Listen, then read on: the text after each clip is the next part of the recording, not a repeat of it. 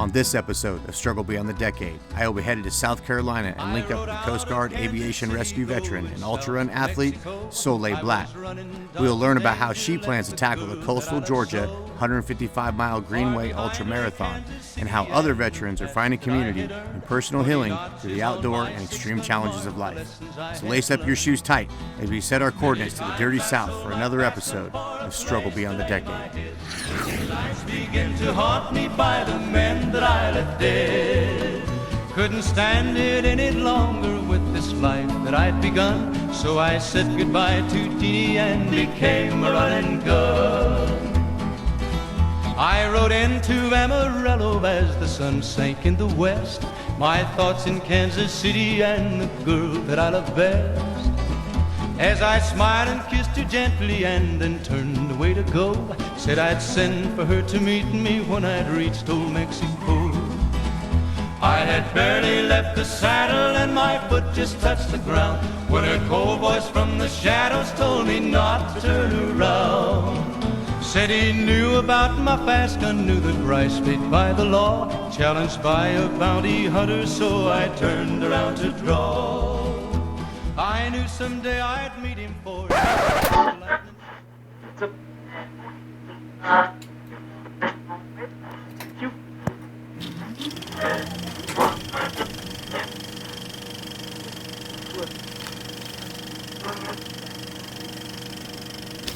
Thanks for ordering that, Dave.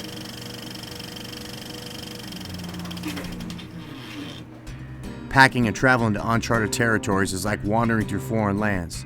It is in its preparation and feeling the excitement of the unknown that makes prepping gear a vital adjustment to what is too much and what is too little. This determination lies between the needs to achieve and the regional margin of safety.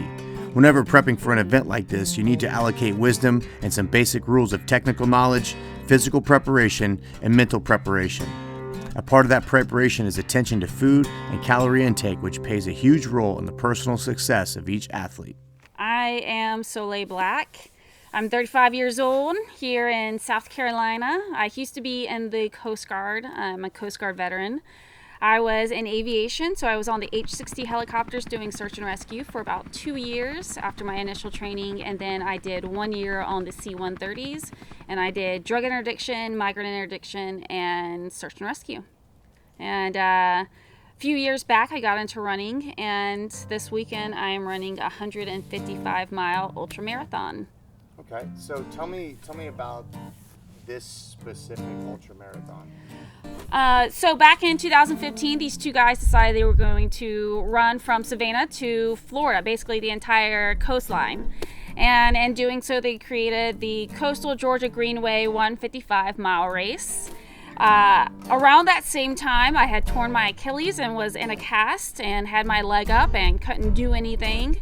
So I was on Facebook and, I had been into running. I had just run my first marathon and had torn my Achilles just 3 months later. And so I had wanted to get into ultras because I had heard about them. And seeing this race and these two guys just take on something that, in my mind, I couldn't wrap my mind around that many miles. I just looked at it like they were superheroes. And I decided that I should do it too. And I healed, and then I got injured again, doing something else stupid. And then I healed again, and I started running marathons and got into ultras and decided to just take the leap. And now in 2019, just 4 years later, I'm doing the race. Awesome. And what improvements have you seen actually happen in your life that has come out of this? Because doing something that difficult and having the challenges come with it, I don't know if that's an average thing to do. So the thing about ultra running is that you cannot be average when you do ultra running. You have to be exceptional. If you do not do the work, you will fail. If you don't have the mental game, you will fail. If you don't take care of your health, you will fail. If you have a bad night's sleep, you'll probably fail. There's actually, everything is set up in ultra running to see you fail. And then what you're supposed to do is you're supposed to fail and then pick yourself up again and learn from it and improve yourself. You need to learn to take care of your relationships, because no one's going to crew you if you don't have good friendships and good family. You have to learn how to eat healthy, because if you treat your body like crap, you're not going to make it. And in fact, it's going to continuously be failure until you improve yourself to a point that you're exceptional.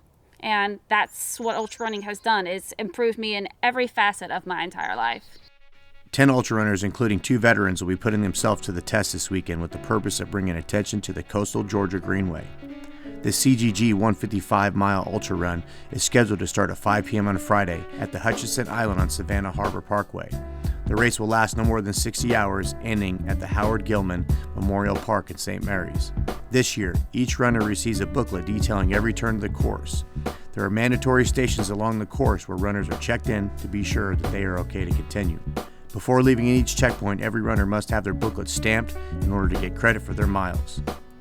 For the CGG 155, runners will run through 9 towns, 15 jurisdictions, and 6 counties. As an outsider to this community, it's hard to even imagine how difficult and hard this might be. This is ultra runner and Marine officer veteran Maggie Seymore. She'll be participating in this weekend's race. She is a run-free runner that has already ran across many states. Ultra running is largely considered anything past a marathon. So the next step from a marathon is usually a 50K. So anyone who's run a 50K is considered an ultra runner. And ultra running goes all the way up to 100, 200 milers, and then multi-day runs like the CGG, which was 155 miles. I got involved in ultra running in typical Marine Corps fashion. I think a friend of mine we had run a marathon together at some point, and she had sent me an email and said, hey, do you know that they do these things called ultra runs? And they do, I think she had found a 35-mile along the beach in the sand run in Florida. And I thought, oh, cool. So we signed up for that. And then, I tried to find something to one up her and found a 50-miler. And I think she ended up finding a 100-miler. So we just kind of pinged back and forth saying, oh, well, let's do, 10 or 15 miles more. And absolutely fell in love with it.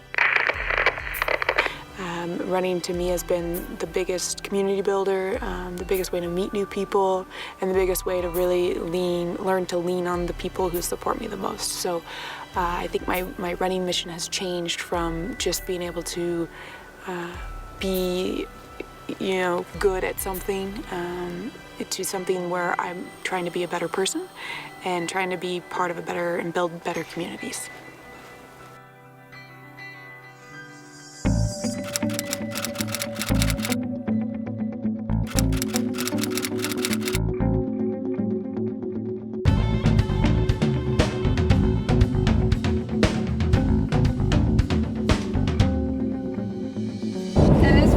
In the morning.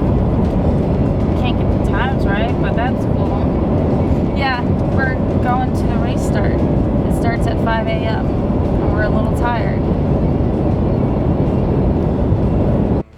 Well, here we go. Finally, the morning of the race is upon us, and we're only minutes out before the race begins.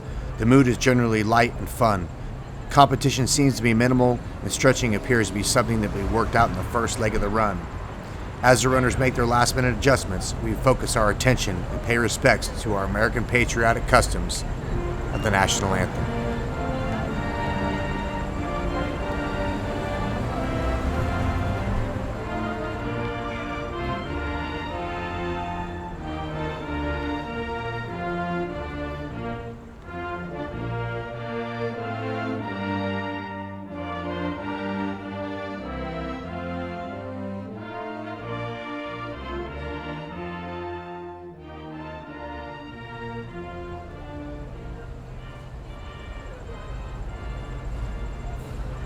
With ceremonies complete, now it's time to get this thing off to a bang.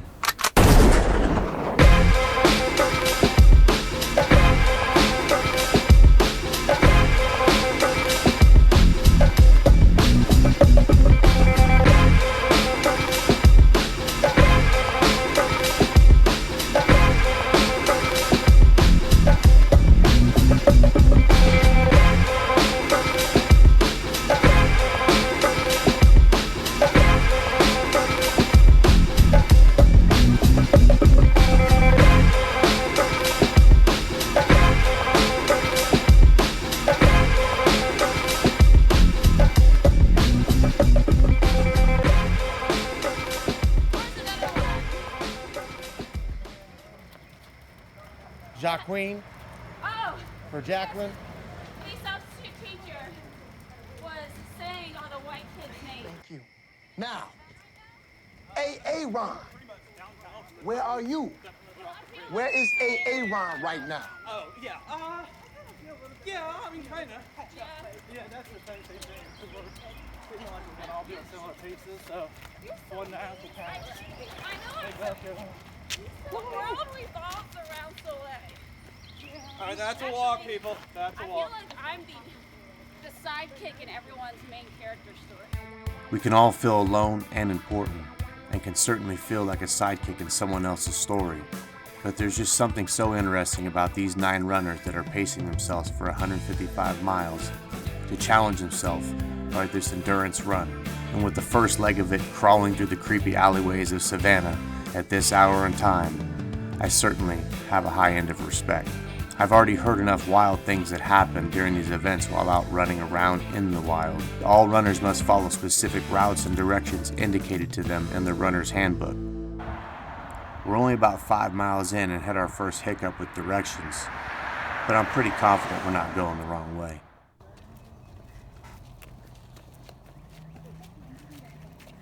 I can't sit around and eat food. Ultras look amazing. They do.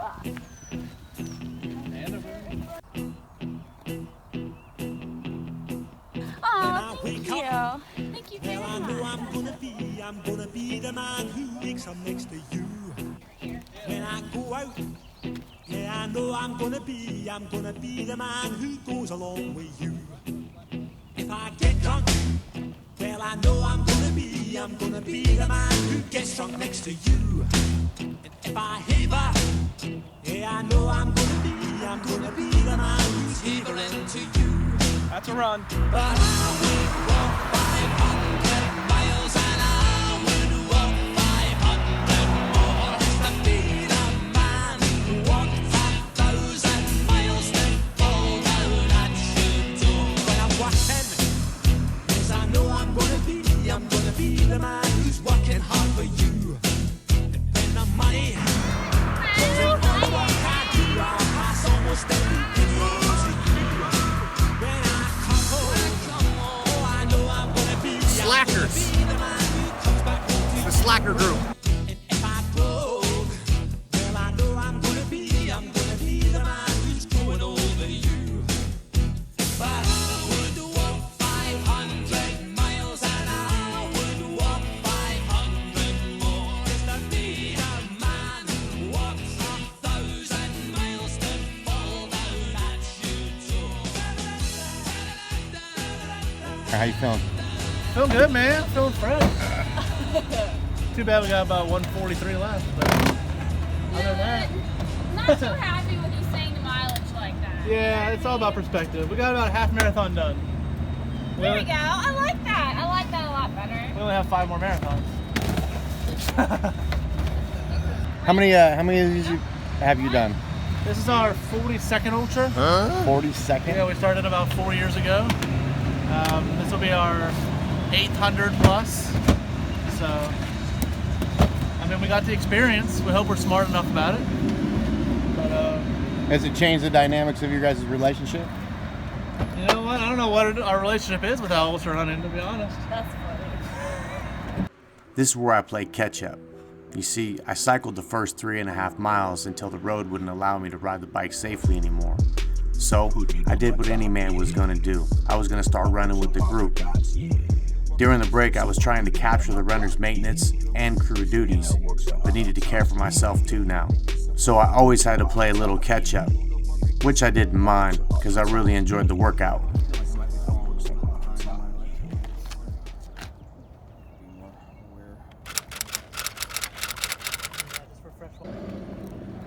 Thank you guys for helping us. This is amazing. We really Thank you guys appreciate so it. much.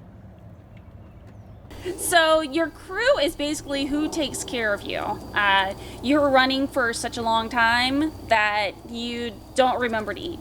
And you honestly, you're supposed to know what color your pee is, but are you drinking enough water to even have pee at this point? So it seems like all of these natural things that as a grown human being you'll be able to take care of. But it turns out during ultra running you become a petulant toddler, and you need people to take care of you like any toddler does. And so there's people that make sure that you've changed your socks. There's people that make sure you're fed, that you're hydrated, that you're not putting yourself in any danger. And so having a good crew is usually friends and family. My husband is probably the most amazing crew you can have. He knows me really well, and so he knows everything that I need before I even need it. He really forces me to take care of myself, and I cannot ask for a better crew member than him. Some of the other people are coming down. Becky's coming down. She'll be with us on Friday. She's crewed for me before. She is completely silent, doesn't say anything, and just, I can say, I'm a strawberries. And she just has them magically in her hands. It's like she knows. And I cannot say enough good things about Becky. She doesn't cheer me on because I don't want to hear you can do it at mile 80 something. I just want to be left alone and have whatever food I wanted right there in front of me. And Becky does that. She is just absolutely amazing. Like she's the perfect crew member. So yeah, that's why you need a crew. They're everything to you. They're the reason you succeed, and they're not there, probably the reason why you're gonna fail. Hello, friend. How you feeling? You know, like I ran 21 miles and have 130 to go. One marathon done. Yeah. Couple more to go. I think, what is that, like 4, 5, 6 more marathons to go? This is stupid. This is a stupid idea. Sophie's painting inspirational pictures for everyone. Thank you, Sophie. That's the sign says over here. Yeah, show him your shirt. Turn around. There it is. Move out of the sun just a little bit. There you go. Run free Georgia. She is everything, and she's tough, and she, pushes through residency and pushes through pain. But then she's horrible at, understanding other people's pain, because she's so tough that she's just like, well, suck it up. Just tough it out, And it's frustrating because you're like, no, I don't want anyone to fix it. I know I'm just being kind of a baby, but just sit with me. Don't try to fix it. You don't have to compare and say, well, I've had it tougher or anything. Right, because like it seems like always the first thing somebody wants to do is like the Yo, one upper. that's bad. The one upper, yeah, man. I've been there, bro. Yeah. Or even just giving advice. So Brene Brown, who wrote about being vulnerable, she does a lot of leadership stuff with military folks, and that's one of the things that I love is the empathy roadblocks, I think she calls it, and how we are so uncomfortable as humans being unhappy or sad or angry, any of the bad emotions. We're so uncomfortable with pain that we just try to move past it, move around it, push through it, and just kind of, when someone tells you, my aunt died, it's like, oh man, sorry, well, let me know if you need anything, get off the phone. Yeah. That's the Facebook thoughts and prayer thing. Yeah. We don't want to sit with people in their misery. It's uncomfortable. It's very uncomfortable. But I love that about ultra racing is there's just not, I've never figured out a way to outrun it, or even running through it, you're still in it. You're just settle in. Yeah, we're in this shit right now. We're not in the shit right now. We're not in the shit right now, but we're in the shit, But later, the wading pool of shit. Later, we're gonna be in the shit. Can't wait. I'm excited for that. Oh, it's a good time to be a veteran today. It's a good time because people care about veterans, and I think that's something in our country's history. This is probably a period of time where veterans have the most care and the biggest platform, and the loudest megaphone or loudest speaker. And I think compared to other countries, our nation really treats its military like service members, rather than just a job or a career choice. And so to be a veteran in the United States is really, really incredible. I've had strangers on the street thanking you for your service, or buying you a meal, or sharing their experience when they were in the Marine Corps or in the Army or whatever. So to be a veteran, I think, is a very sacred position almost. I think that a lot of the vets that came before us, particularly Vietnam vets, did a lot of work to make sure that we were treated well by our country, and so that is a legacy that for veterans we need to make sure that we uphold, to make sure that we understand that it is a blessing, and it's not required to have all of this love and support from our civilian counterparts. And so if we want to keep that, if we want to keep our platform and we want to keep being productive members of society, then we have to uphold that mantle. But the people aren't what I'm racing. I'm racing the inside of my head and this bloody asphalt. Yeah. Santaria, I ain't got no crystal ball. I had $1 million, but I'd spend it all if I could find that Hannah in that Sancho that she's found. Well, I'd pop a cap in Sancho and I'd slap her down.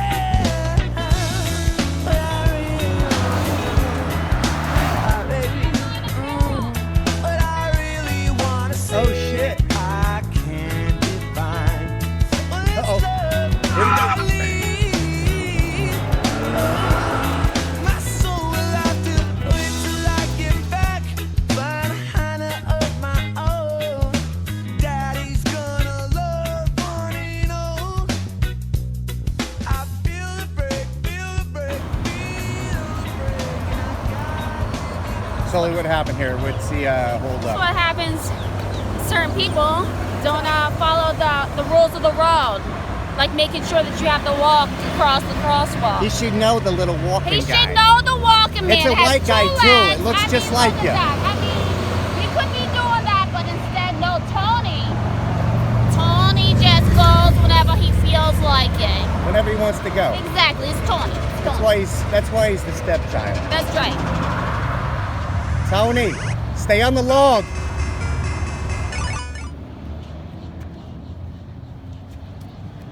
Are you making fun of me? How far along are you? We're at 26 and a half. We did a marathon. No, I meant how long on your ultra baby. Aw, about 5 months along. You know, it's due tomorrow. And the toilet. It's gonna be a toilet baby. You need to lay off the wine too. Oh yeah. Yeah. But the wine just makes it happy. He's a whiner. Yeah, he is.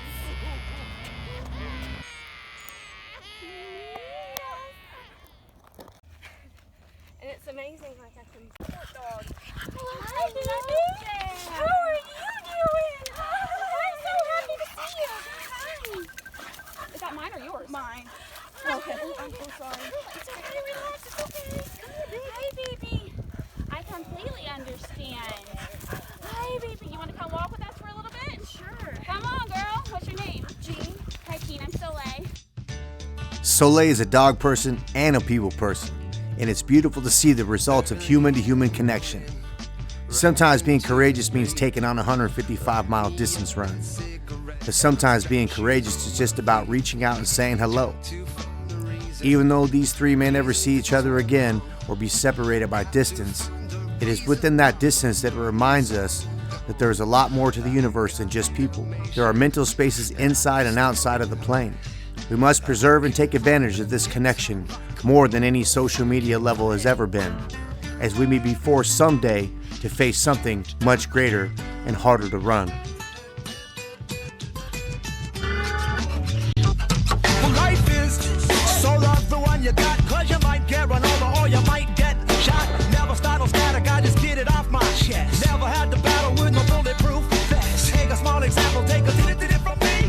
Take all of your money, give it up to charity. Love is what I got, it's within my reach. And the subplot starts just straight from Long Beach. It all comes back to you, you bound to get what you deserve. Try and test that, you bound to get served. Love's what I got, don't start a riot. You feel it when the dance gets hot. Love is what I got. I said remember that. Love is what I got. Yeah, suicide is a really tricky thing, and especially when it comes to vets, because there's a whole nother layer that a lot of veterans experience that civilians don't. Suicide, each suicide is different.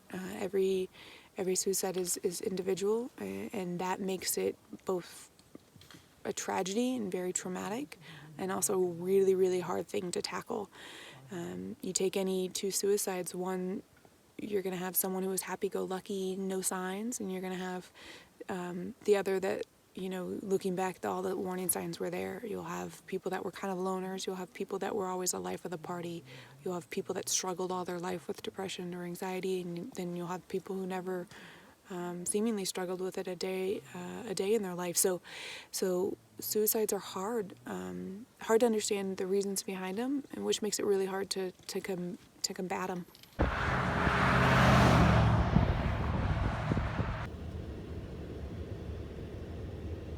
We'll walk down it, babe. I love you. Sorry. Bye. Bye. Well, it was time for another pit stop, and the runners were starting to show some wear and tear, but seemed to be in good spirits. During these stops, the runners gas up on sodium, water, and calories. Sometimes those calories come in ways unimaginable. So I wanted to get some insight and check in with them how they was handling that Georgia heat. How you feeling? Good. Got some shade if you need it. It is a little shade right there. in the truck. Better? Good.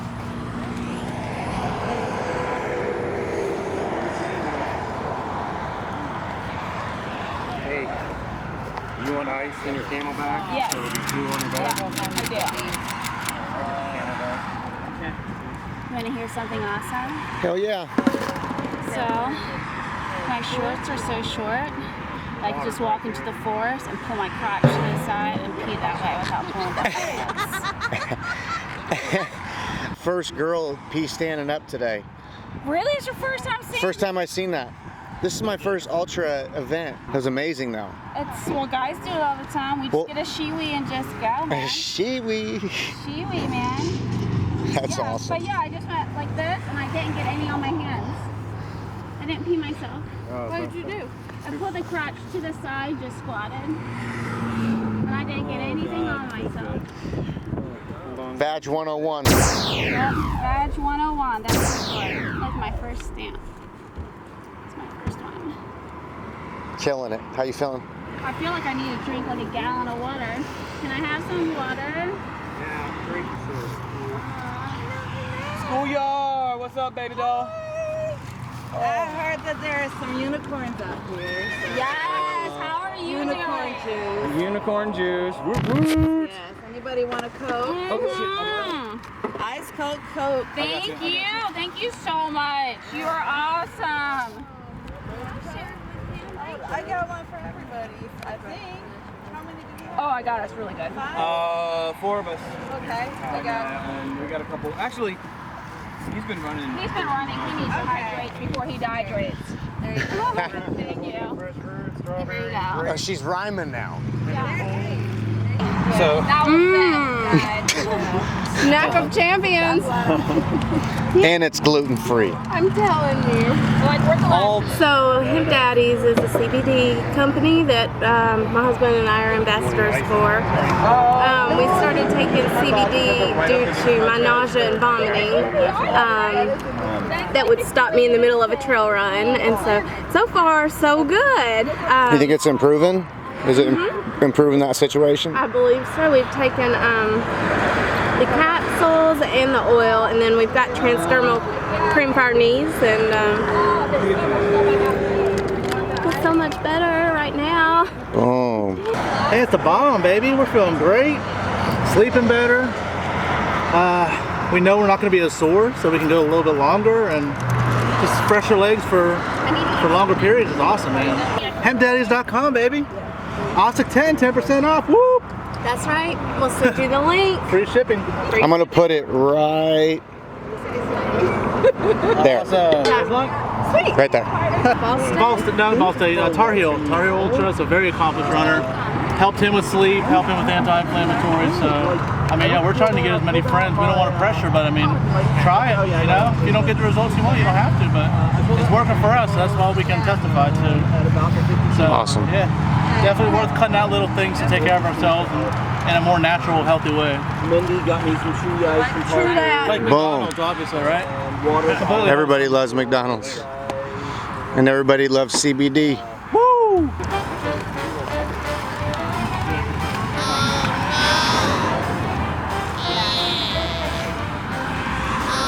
Right next to you if you want to try one soon.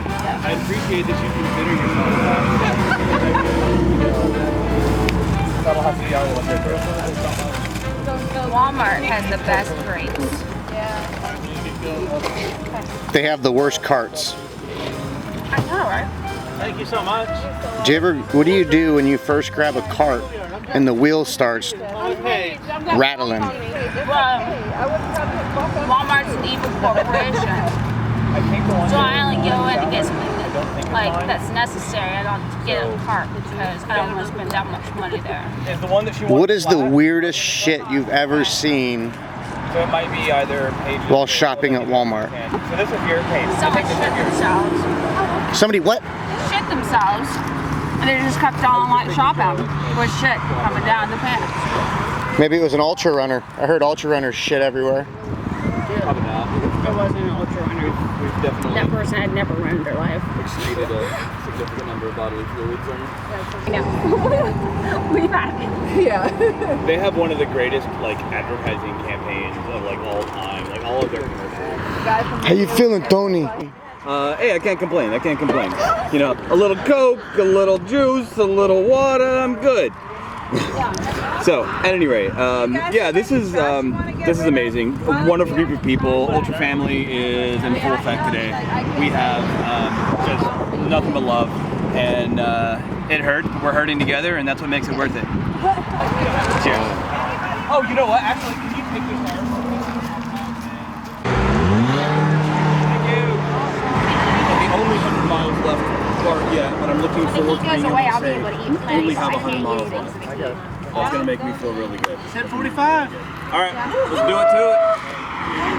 All right, guys. That was 45.5, right? Next checkpoint is 45.5. Yes. High school yard. Love you. Bye, love you back. Good. Good. Bye, badass. Oh, Be awesome. Don't talk to strangers. Let's go that way. Only the cool ones. And the ones with dogs. No hitchhiking. Oh, so it won't slide.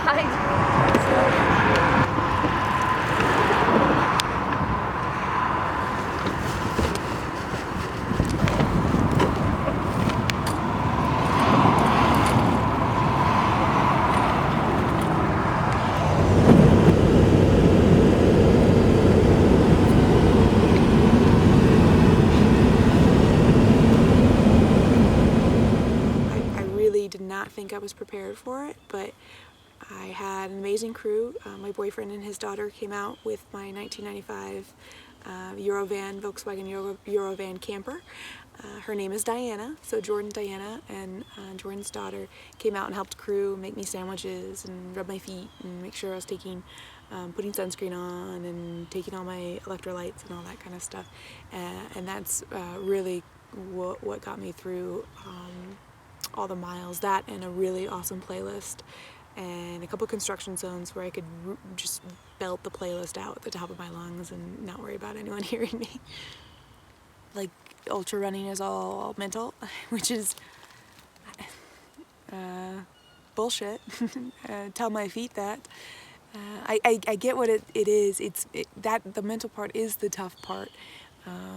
But there's just so many aspects to it, you know, and the human brain is designed to shut down the body when it's on the verge of injury or verge of exhaustion, and the human brain is very conservative in those estimates, and so it's tricky because if you're doing an ultra run, and for me, a runner who, you know, it's not just about that one ultra run or that one race, it's about being able to get back on the road a couple weeks later or the next day, or for this hike, you know, it's not about trying to go 50 miles in a day, it's about being able to go a certain amount of miles in a day and wake up the next morning and go again. So when people just, say ignore the pain or push through it or, train your brain not to think of it, that's great there's a certain part of me that says, yeah, you can just tell your body to shut up. But I think it's a much more strategic and probably smarter philosophy or smarter strategy to balance it out. So a lot of times people look at ultra runners like they'll push through anything, but that's not always the smartest thing to do.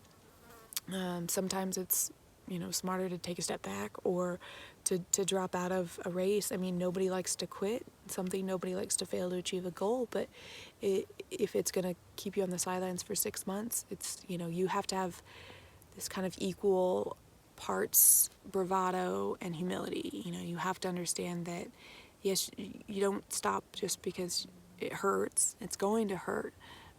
But you don't push yourself until you break either, because then you don't get to do what you love for 5 to 6 months. So it's a balance between the physical and the mental.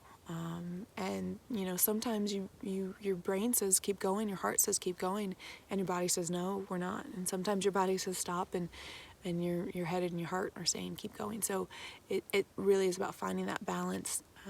And being in tune and listening to what your body's saying, so that you can get up and run another day.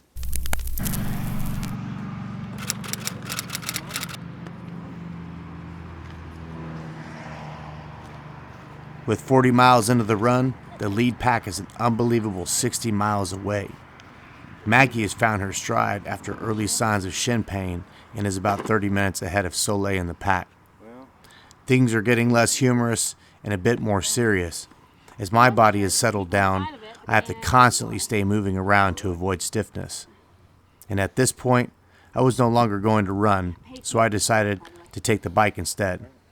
Plus, I thought it was a good idea to stop so that those whom invested into this run didn't have to be concerned about me being a heat or dehydration casualty. So with temperatures maxed out, I was glad we was getting further into the afternoon so that the runners could have some time under the cover of night. There are simple things an ultra runner needs to pay attention to during their breaks: nutritional intake, gear, and personal health needs.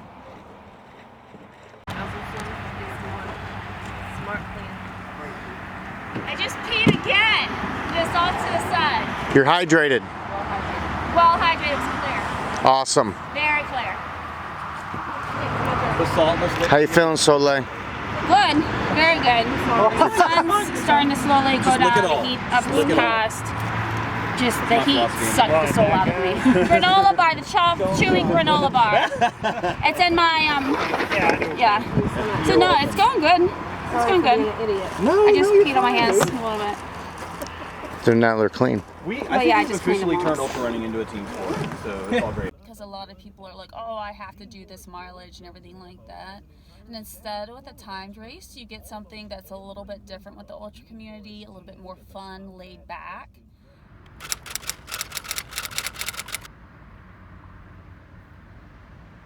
At this point, it was just Soleil and I at the back of the pack. I pedaled while she ran. We talked a lot, and I hope I was good company. I did have concerns about her after recently separating from the group. Maggie was well ahead of us and was right about ultra running, that it's not just all mental. There is a big component of this thing that is physical. If you do not train or condition yourself for this type of event, you will fail. With almost a third of the run complete, it's easy to see the big picture, which is great insight for people in the struggle. You can't think about the whole race and all of its outcomes. You need to clear present while tackling this course, sections at a time.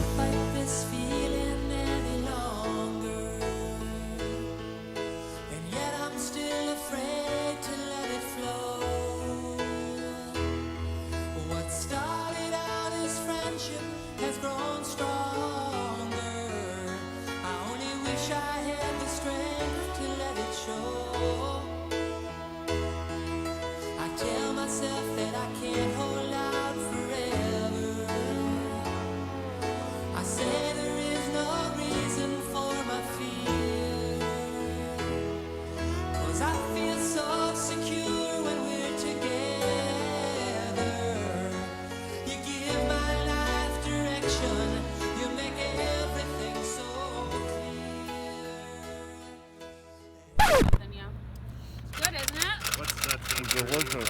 Yeah, I'm only like a mile from the church. I didn't have the heart. Delicious. Yeah, I know. It's really good banana bread, man. It just really peps you up and it makes you feel good. So I'm gonna have some potatoes now, and doing good. Just camping on the side of the road. Hey man, why not? That's what you do. Moving to our final checkpoint of the first leg, Soleil seemed to have found her pace and appeared to me to be in good shape for possibly finishing the CGG. The conditions of running at night seemed to transform our energy level and help us settle on in. Soleil and my conversation was general, but as I looked outward into the realities of my purpose, I just listened to what the wind was blowing in from the outer universe.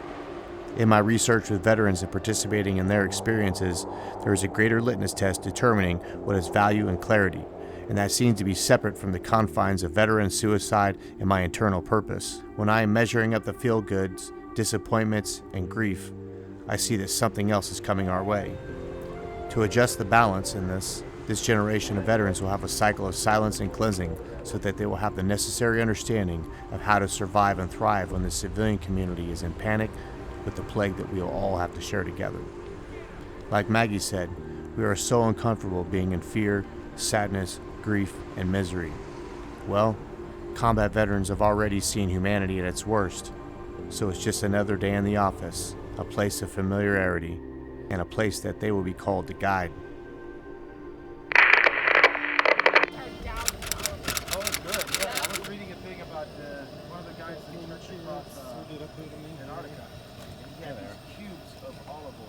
Yeah, that's smart. That's real smart. Yeah.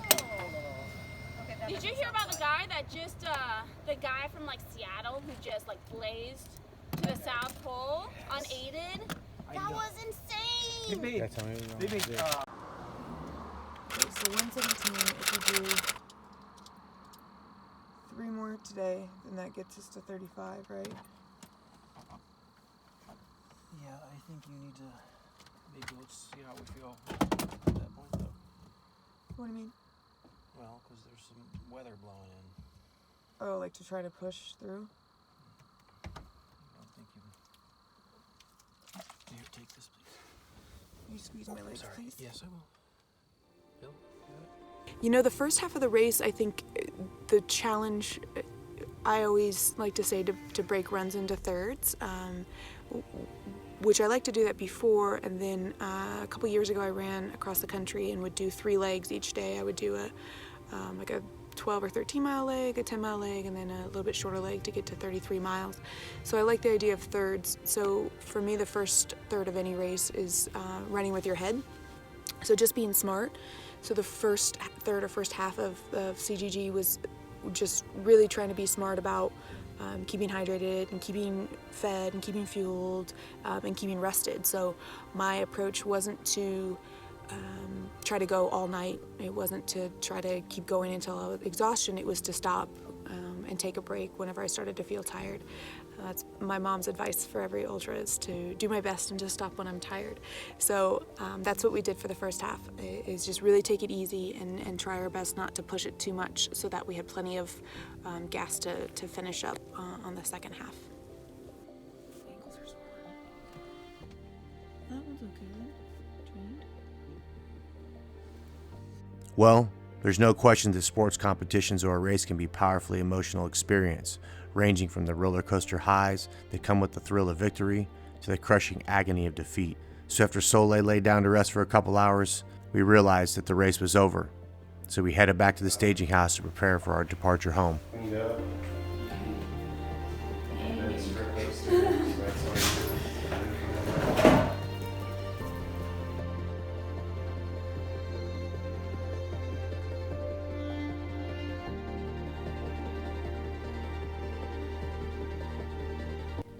So, I was running and I was doing awesome. And in fact, this was one of the best runs I had ever done. Like, my body was doing exactly what it's meant to do. It was strong, didn't have any aches and pains. There was a little hiccup right around the mid-40s range where I had chugged 16 ounces of electrolyte drink all at once because I was thirsty. And of course, then you start running and the jogging mixed with all the sloshing and everything like that, and I started puking it up.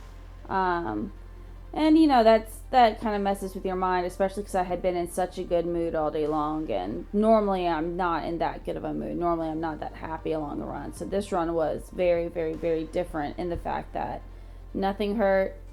I was in a great mood. This was like everything was going so smoothly. I was able to kind of recover in the car for a little bit. I decided that instead of really focusing on the time and all this and all these rules and everything, I was just going to take a break. Then I decided to start off again, but this time now I'm going solo with Aaron, and we have some fun times, and we're just giggling the whole time. So there's a lot of good moods, good vibes happening. Once again, still very strong. Got to watch the sunset, and if you get to see that, that's amazing. And we come into the third check-in point, and everything's going great. So we decide to let's throw some calories in me since I had been throwing up. I have a drink of, it sounds gross, but it's amazing, of butter, hot cocoa, and espresso. You put it all together and you can get 400 to 600 calories out of that. It's really important to just put calories in. So we're doing great, and I'm getting ready to go. I was feeling great. I was, on top of my game and getting ready to go, and then all of a sudden it was just like a wave hit me, and I was like, man, I feel weak and dizzy and nauseous, and man, I got like this moment where I like had chills, and which I guess I had been sitting for too long, but once again, that's really weird for me. It's not something that's a normal thing to happen. So because of feeling this way, I thought maybe, all right, I pushed it too much with the cold temperatures and then hitting the hot temperatures of the day.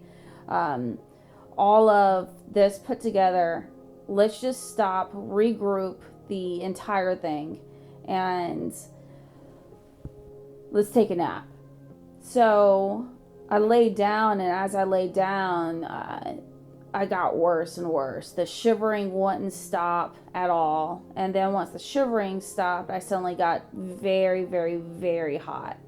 And I started having to literally start taking off clothes because I was just dying of heat. And I was incredibly thirsty, but I wasn't dehydrated. And that's the weird thing, is that signs of dehydration.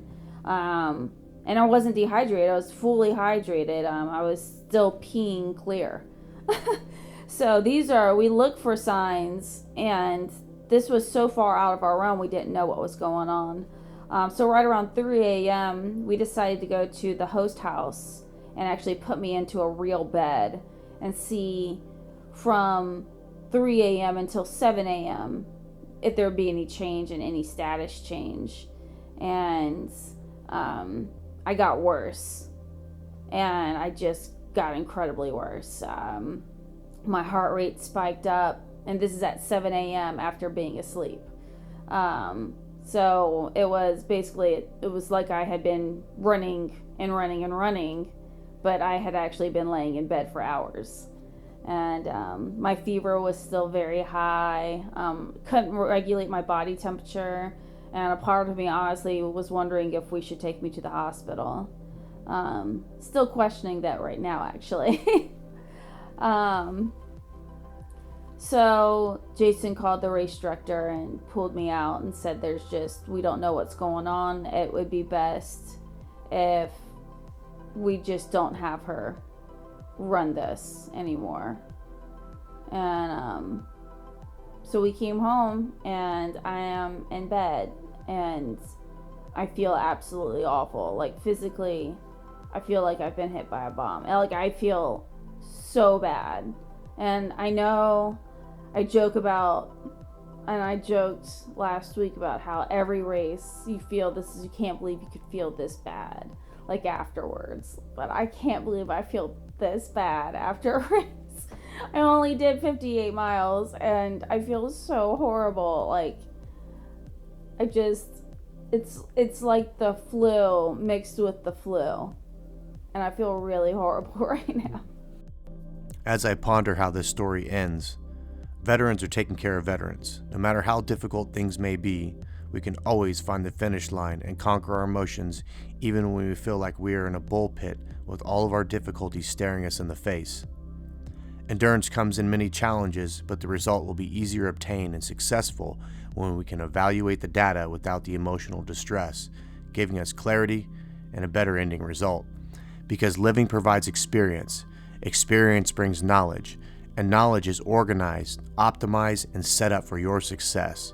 With this, you can feel free, lighter, only holding on to what is essential, simple, and retaining what is sublime, and what has no purpose simply disappears. One was of sadness and one was of anger. I think I almost threw my trekking pole at about 4 cars. They were pretty awful. You know, this mission is, I would love to be the humble person that says it's not about me, but I always learn something out of these runs. I'm always challenged by these runs, even, you know, in the weirdest places too. I'll have a day where I have nothing but flat land for 20 miles, and I think it's going to be an easy day, and it ends up being the toughest day. But these runs are really about not only challenging myself, but challenging others and challenging communities to think about the things that they can accomplish, right? So running across the country seemed like I remember when running a marathon seemed like an impossible goal. And I thought, 26 miles, how does anyone run 26 miles?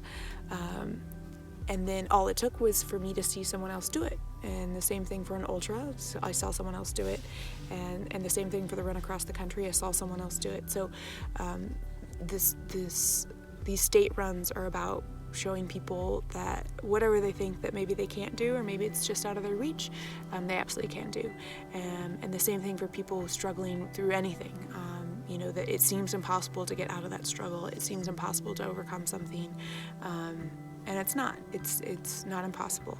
And I think when people see other people doing hard things, they think that they can do hard things too. This is Lieutenant General Wainwright. Subject, surrender.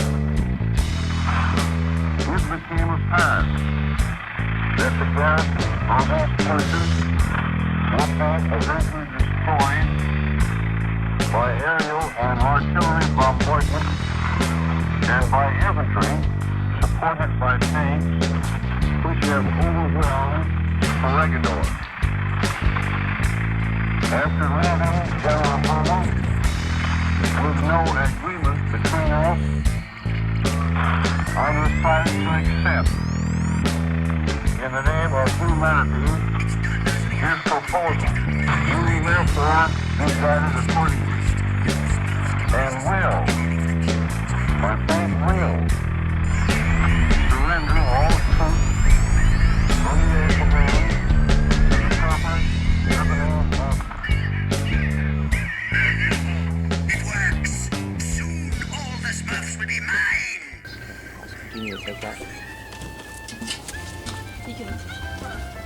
What are you doing? I just got done with midnight chow. That sounds awesome. Hey, what pants are you wearing? Why aren't you wearing your Soleil pants? This is man. This shot over here is like this is the shot. Yes.